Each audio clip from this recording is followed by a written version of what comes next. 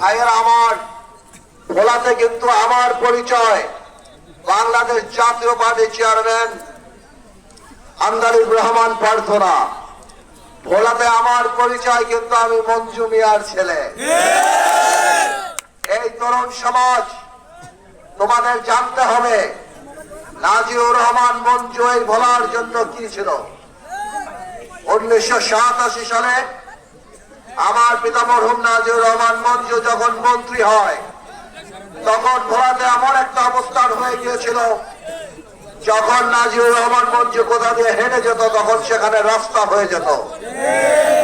সারা বাংলাদেশের জন্য 8 না 10 হাজার নাকি টিউবওয়েল আসছিল। আমরা সে সময় ছোট ছিলাম, তখন নাকি সেখান থেকে 6000 টিউবওয়েলই আমার বাবা এই ভোলায় সদর থেকে চরফেশন পর্যন্ত দিয়ে দিয়েছিল। আমি যখন বড় হয়েছিলাম, আমি আমার বাবাকে জিজ্ঞেস করেছিলাম যে বাবা, তুমি এটা কি কাজ করছিলা যখন মন্ত্রী ছিলাম? এইটা তো ঠিক হয় নাই।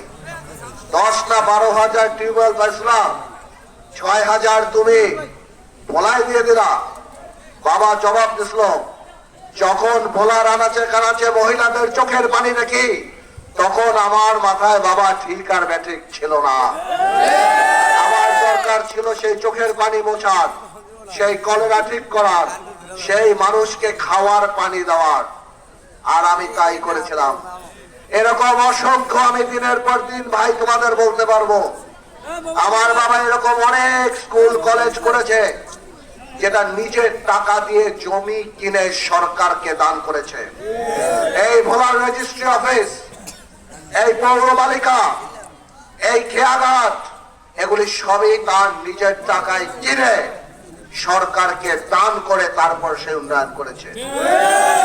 আমি এটাই বলার চেষ্টা করছি, ইনশাআল্লাহ আপনারা যদি সাথে থাকেন, আমি সেই ধারাবাহিকতায় এই ভোলার উন্নয়ন করবো ইনশাআল্লাহ। 1991-তে পথ পরিবর্তনের পরে 2001 সালে বিএনপির সাথে জোট হয় যখন, তখন আমার বাবা এই ভোলাতে আসে। জাতীয় ওই সময় যে ঐক্য জোটের সরকার হয়, সেখানে আমার বাবা একটা প্রয়োজনীয়, একটা গুরুত্বপূর্ণ নেতা হিসাবে 4 দলীয় শীর্ষ নেতা ছিলেন। 111-এর সময় যখন চক্রান্ত হয় দেশ নেত্রী খালেদা জিয়ার বিরুদ্ধে, ঠিক সেই মুহূর্তে অনেক বড় বড় লোকের নাম শুনেছি, তারা সেই বেঈমানির খাতায় নাম লিখিয়েছিল। কিন্তু আমরা, আমার পিতা মরহুম নাজিউর রহমান মঞ্জু, আমার আব্বু সময় অনেক অসুস্থ ছিল, আমাকে ডেকে বলেছিল, বাবা যদি আমার কিছু হয়ে যায়, গাছ এক জায়গায় বড় হয়, তুমি দেশ নেত্রী খালেদা জিয়ার বাইরে যাবা না। এবং তার কারণে নেত্রী যখন জেলখানা থেকে বের হয়, আমার বাবা তো দিনে নেই, মারা গিয়েছে। খন্দকার দেলোয়ার হোসেন ছিল, উনি আমাকে 2008 সালে নেত্রীকে বলে, আমি তখন বেগম খালেদা জিয়ার আস্থায়, উনি আমাকে আস্থায় নিয়ে 2008 সালে আমাকে নমিনেশন দেয়। আর তখন এই ভোলার মানুষ নাজিউর রহমান মঞ্জুর সেই এতিম ছেলেকে, সেই দিক বিদিক শূন্য, রাজনীতিতে হারিয়ে যাওয়া একটা ছেলেকে ভোলার মানুষ ভোট দেয়। আর সকাল বিকাল বিএনপি বিজেপির নেতা কর্মীরা খাটনি করে আল্লাহর রহমতে আমাকে সেই সংসদে পাঠায়। তাই ভোলার মানুষের কাছে আমি কত কৃতজ্ঞ আমি ভাষায় প্রকাশ করতে পারবো না। নির্বাচন আচরণ বিধিতে আমি আজকে অনেক কিছুই ওয়াদা করতে পারি না। আমার ভাই তসলিম যে রাজাপুরের কথাগুলি বলে গেল, আমি একটা বলে আমি সেগুলি বলতে পারি না নির্বাচন আচরণ বিধি কারণে। তবে এতটুকু কথা বলি, আমাদের যে চরিত্র, আমার পিতার যে চরিত্র ছিল, 1986 সালে এমন উন্নয়ন বাংলা এই ভোলাতে করেছিল যে এখনো ভোলার মানুষ অনেকে আমার বাবার ছবি ধরে চোখের পানি ফেলে।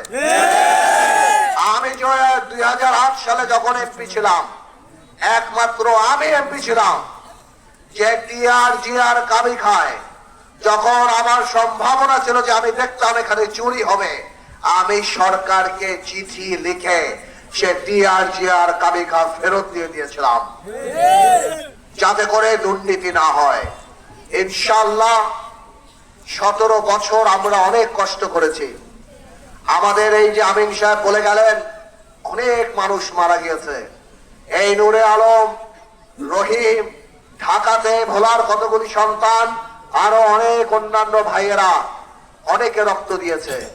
আমরা রিমান্ডে ছিলাম, জেলে ছিলাম, আমাদের সহযোদ্ধারা রিমান্ডে ছিল, জেলে ছিল, গুম হয়েছে, হত্যা হয়েছে। দেশনেত্রী খালেদা জিয়ার উপরে কি অত্যাচার হয়েছে তাও আপনারা জানেন। তারেক রহমান সাহেবের উপর কি অত্যাচার হয়েছে তাও আপনারা জানেন। অসংখ্য মা বোনদের, অসংখ্য সন্তানদের পিতা, মা বোনদের ভাই সন্তান অনেক কষ্ট হয়েছে। অনেক ত্যাগের বিনিময়ে আজকে আমরা আবার ভোট দেওয়ার অধিকার পেয়েছি, যেটা আমরা নষ্ট করতে চাই না। আপনারা সবাই ভোট দিতে যাবেন ভোলার উন্নয়নের জন্য, ভোলার ভালো কিছু হওয়ার জন্য। ভোলার যে সকল সমস্যা আছে সেগুলিকে ঠিক করার জন্য আপনারা গরুর গাড়িতে ভোট দেবেন।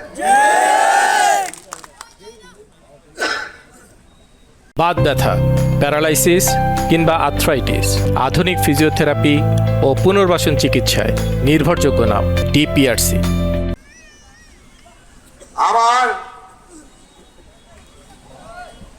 আমার অনেক হিন্দু ভাই বোনেরা এখানে আছেন। অন্যান্য দলের আওয়ামী লীগের সাধারণ ভোটারদের উদ্দেশ্যে আমি বলতে চাই, আপনাদের একটা কথা পরিষ্কার করে বলবো, আমরা দুষ্কৃতিকারীদের বিরুদ্ধে, আমরা ভালো মানুষের বিরুদ্ধে না। আপনাদের গণতান্ত্রিক অধিকার, আপনারা যে কোনো দল করতে পারেন, যে কোনো রাজনীতি করতে পারেন, আমরা আপনাদের উপর অত্যাচার করব না। তবে এতটুকু মনে রাখবেন, এই কথাটা বিশেষ করে আমার হিন্দু ভাই বোনদের বলতে চাচ্ছি, ওনারা যদি ক্ষমতায় আসে তাহলে আপনাদের অস্তিত্ব নিয়ে প্রশ্ন হবেন। কি কথা ঠিক না বেটে? ওনারা যতই আপনাদের মন্দিরে যান, আপনারা ভালো করেই জানেন কারা মন্দির ভাঙ্গে। আজকে ওই দলের বড় নেতার মুখ থেকে বের হয়ে গিয়েছে নারীদের প্রতি কত অসম্মান। প্রথমে অনেক নাটক করত, কিন্তু পারবেন না নাটক, কারণ ডিএনএর মধ্যে ওই নাটক ঢুকে গেছে, রক্তের মধ্যে ওই নাটক।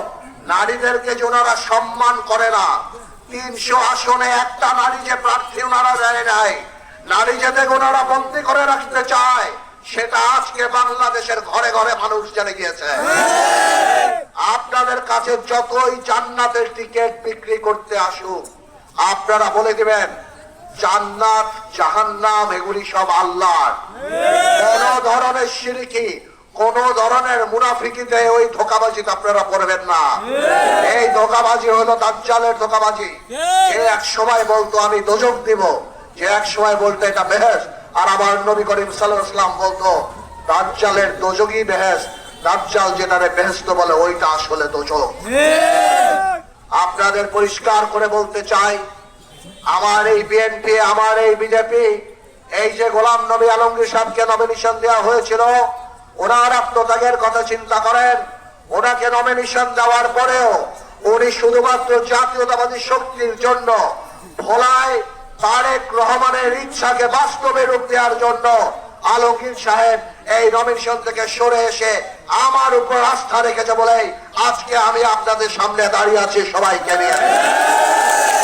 আমরা ইনশাআল্লাহ ভোলা থেকে নির্বাচিত হলে আমরা বিজেপি বিএনপি ভাই ভাই ঐক্য ছাড়া উপায় নাই।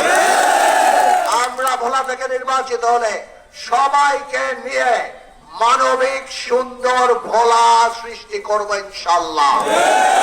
এই ভোলা বরিশাল সেতু থেকে আরম্ভ করে ভোলার মানুষের অনেক প্রাণের দাবি, অনেক প্রাণের দাবি। ভোলার রাস্তাঘাট, মন্দির, মসজিদ, কল কারখানা, শিল্প প্রতিষ্ঠান করা দরকার, মানসম্মত শিক্ষা করা দরকার।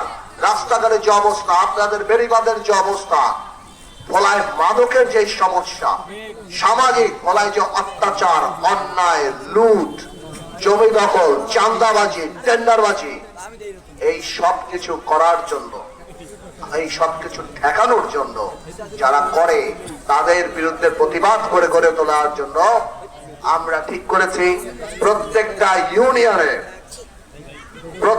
ইউনিয়নে আমরা একটা অরাজনৈতিক উপদেষ্টা কমিটি করব ইনশাআল্লাহ, যেখানে সমাজের গ্রহণযোগ্য মানুষরা যারা রাজনীতি করে না কিন্তু মুরব্বী, সমাজে গ্রহণযোগ্য, তারা যাতে আমাদেরকে উপদেশ দিতে পারে যে আমরা কি অন্যায় করছি। আজকে ভোলাতে 4 লক্ষ ভোটার, আমরা সব সময় রাজনীতিবিদ দ্বারা পরিবেষ্টিত থাকি। আমাদের মধ্যে ভালো আছে, খারাপ আছে, লুটেরা আছে, চাঁদাবাজ আছে। আমাদের জানতে হবে কে জনগণের রাজনীতি করে, কারা জনগণকে লুট করার জন্য রাজনীতি করে। আর এই জন্যই সাধারণ মানুষের রাজনীতির সাথে সম্পৃক্ত হতে হবে। এবং তার এই যে আমাদের তারেক রহমান সাহেব ফ্যামিলি কার্ড দেওয়ার কথা বলছে, কৃষকদের কার্ড দেওয়ার কথা বলছে, আপনারা শুনেন নাই? প্রত্যেকটা পরিবার 2000 টাকা 2500 টাকা করে পাবে ইনশাআল্লাহ প্রতি মাসে সময়ের সাথে সাথে। এই কার্ডগুলি আপনাদের কাছে সঠিকভাবে পৌঁছাচ্ছে কিনা তার জন্য আমরা উপদেষ্টা কমিটি করব ইউনিয়নে, যাতে আমরা জানতে পারি যে আমাদের এই আপনাদের কাছে যে প্রতিশ্রুতি এটা বাস্তবে রূপ হচ্ছে কিনা। আমি এতটুকু বলতে চাই, অনেক এমপি প্রার্থী অনেকে সেই আপনাদের অনেক কথা বলবে, কিন্তু সবচেয়ে বড় গুরুত্বপূর্ণ হইল ভোলার উন্নয়ন করতে পারবে, ভোলার উন্নয়ন হবে। এই ব্যাপারে আমার উপরে আপনাদের আস্থা আছে কিনা ইনশাআল্লাহ? আপনারা হাত উঠা বলেন গরুর গাড়ি মার্কায় ভোট দিতে যাবেন কিনা? আপনারা হাত উঠা বলেন নাজির রহমান মঞ্জুর শব্দ বাস্তবায়িত হবে কিনা? আপনারা হাত উঠা একটা স্লোগান দেন আমার,